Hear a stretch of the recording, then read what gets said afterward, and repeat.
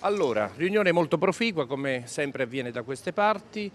Abbiamo fatto un'analisi della situazione che sicuramente è impegnativa, anche se per carità, insomma, ci siamo compiaciuti del fatto che il sistema di sicurezza territoriale è tale che anche episodi molto gravi come quei 2 omicidi successi di recente fa sì che poi, almeno in una fase successiva, vengano gli autori quasi nell'immediatezza, insomma, in poco tempo assicurati alla giustizia. Il ministro dell'Interno Matteo Piantedosi sul tema della sicurezza in città ha riconosciuto la complessità della situazione a Venezia, ma ha sottolineato l'efficacia delle risorse statali nel risolvere i recenti omicidi. Durante il Comitato per l'Ordine e la Sicurezza Pubblica, Piantedosi ha discusso di piano per la sicurezza nella stazione di Mestre e di misure contro i borseggi. Ha sottolineato l'importanza del contributo delle forze armate nel progetto Strade Sicure, annunciando allo stesso tempo l'arrivo di 120 nuovi agenti delle forze dell'ordine tra dicembre e gennaio. Qui tra dicembre e gennaio ci sarà un'immissione di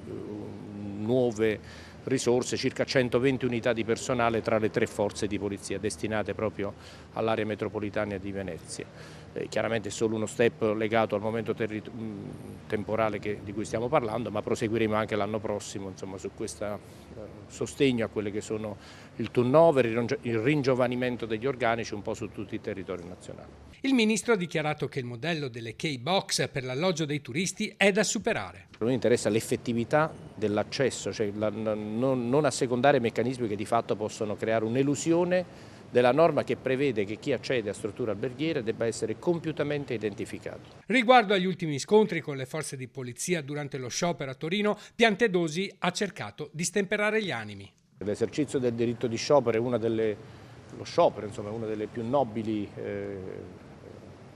garanzie, insomma, diritti